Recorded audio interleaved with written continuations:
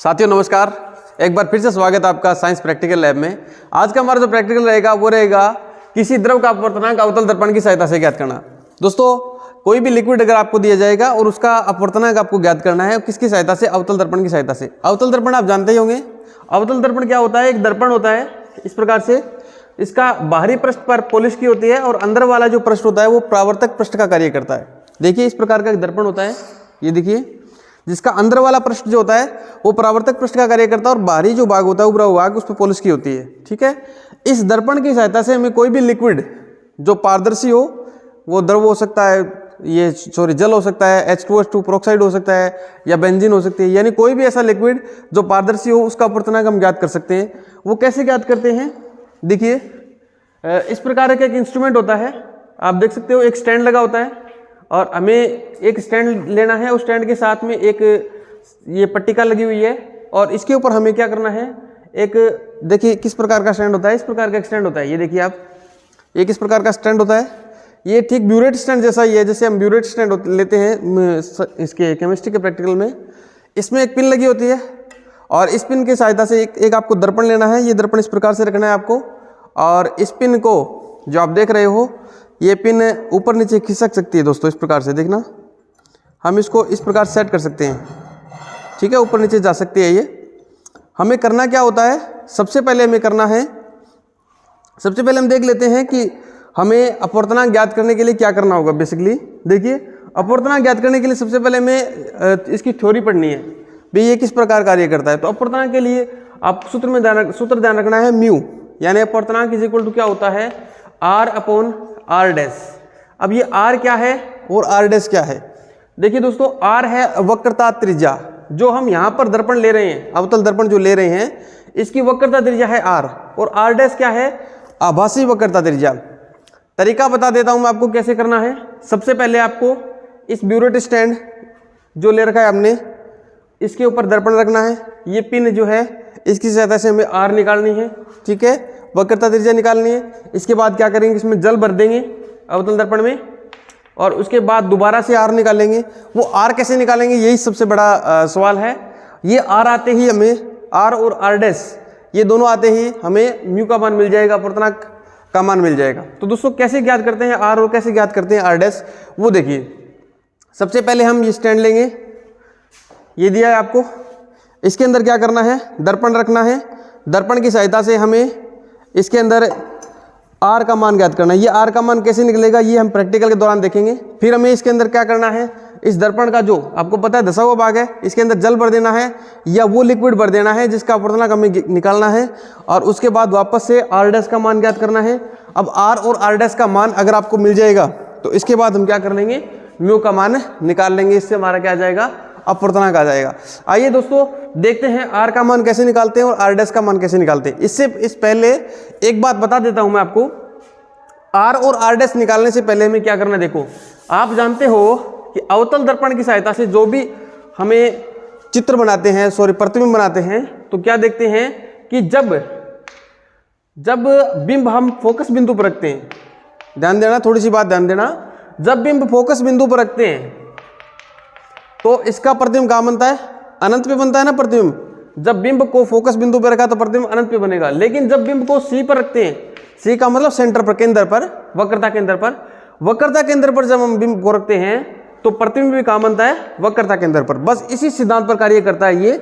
इसमें आपको देखना है कि ये पिन आपने लगा दी, ये पिन लगाने के बाद आप क्या देखोगे कि इस पिन का, ये जो आपने पिन लगाई है, ये पिन, इस पिन का उल्टा प्रतिबिंब इस जो दर्पण जो है ना बना दर्पण, इसके अंदर बनेगा। यानी कहने का मतलब ये है, ये आपने जो पिन लगा रखी है इसका एक उल्टा प्रतिबिंब आपको दिखाई देगा। कहाँ पे दिखाई देगा, इस दर्पण के अंदर, इस दर्पण के अंदर आपको प्रतिबिंब दिखाई देगा। अब दोनों प्रतिबिंब एक जगह इस प्रकार से कब नजर आएंगे, जब दोनों पिने आप इसके अंदर देखोगे, इसके अंदर जो पिन नजर आ रही है वो ये वाली पिन, इस प्रकार की ये पिन और ऊपर वाली पिन, दोनों की नोक भिड़ी होनी चाहिए। बाकी हम प्रैक्टिकल करेंगे हम, तब दिख जाएगा। आपको क्या ध्यान रखना है, दोनों नोक भिड़ी होनी चाहिए। दोनों नोक कौन कौन सी नोक, एक तो इसके अंदर नजर आ रही है वो और ऊपर देख नजर आ रही है वो, दोनों नोक इस प्रकार से भिड़ी होनी चाहिए। इसका मतलब क्या है, इसका मतलब ये बिंदु कौन सा आ गया, C पॉइंट आ गया। ये कौन सा पॉइंट आ गया, C, क्योंकि C पॉइंट पर हम देखते हैं कि बिंब और प्रतिबिंब दोनों क्या होते हैं, समान होते हैं, एक ही बिंदु पर बनते हैं और दोनों के जो है आकार आकृति सब कुछ सेम होता है।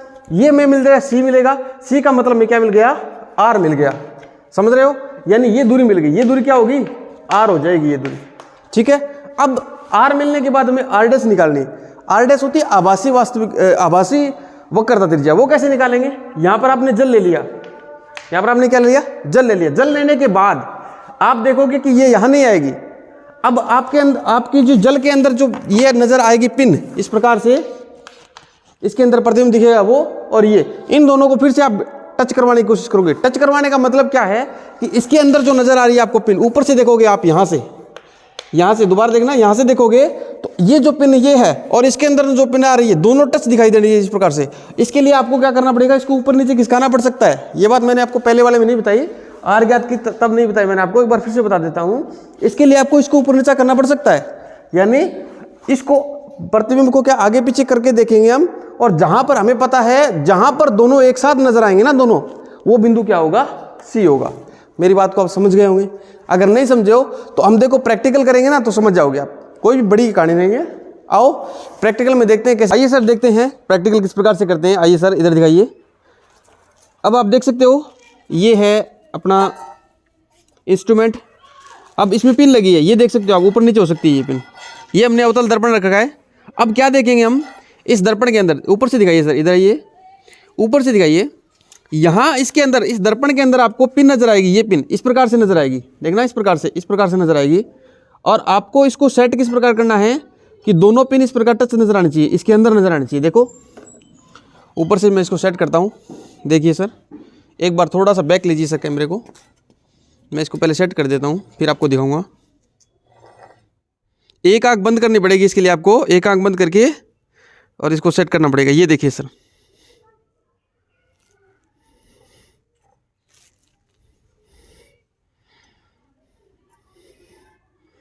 यहाँ देखिए सर, ये देखिए, ये देखिए, ऊपर से दिखाइए सर, आप इसको जूम करके दिखाइए थोड़ा सा, देखिए सर, ये दिखाइए आप कि ये देखिए, ये ध्यान से देखिए, दर्पण के अंदर जो पिन आ रही है वो, और आपकी ऊपर वाली पिन, ध्यान से देख रहे हो आप सर, बिल्कुल ध्यान से देखिए, सभी साथी ध्यान से देखेंगे।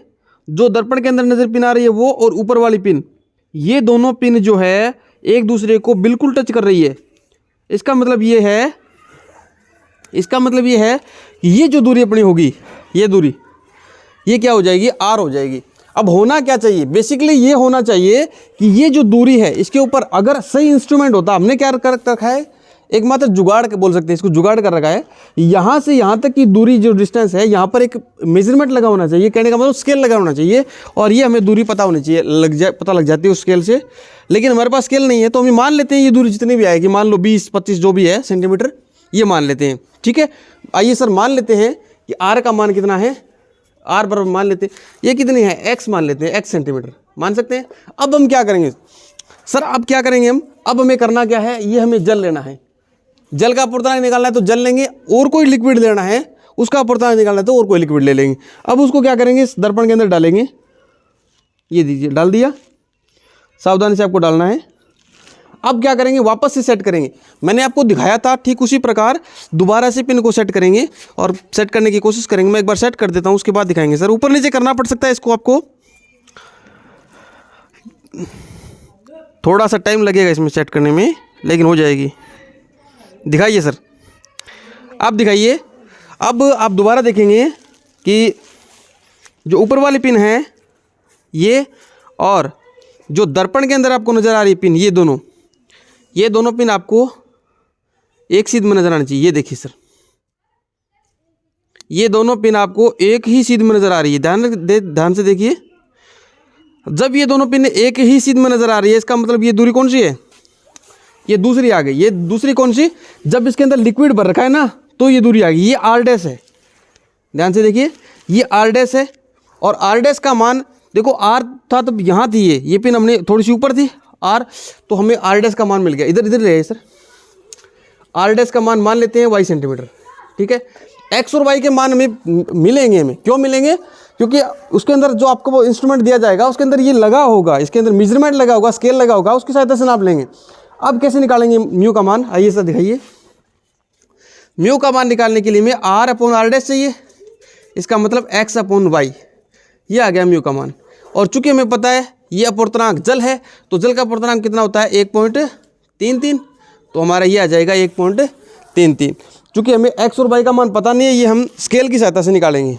ठीक है दोस्तों, इस प्रकार से करते हैं ये प्रैक्टिकल। आपको प्रैक्टिकल का कंसेप्ट समझ आना चाहिए। जो इंस्ट्रूमेंट दिया जाएगा आपको बिल्कुल सही होगा, उसमें मेजर कर सकते हो आप सारी चीज़ें, तो आपको कंसेप्ट समझ आ गया होगा। इस प्रकार से मान निकालते हैं हम।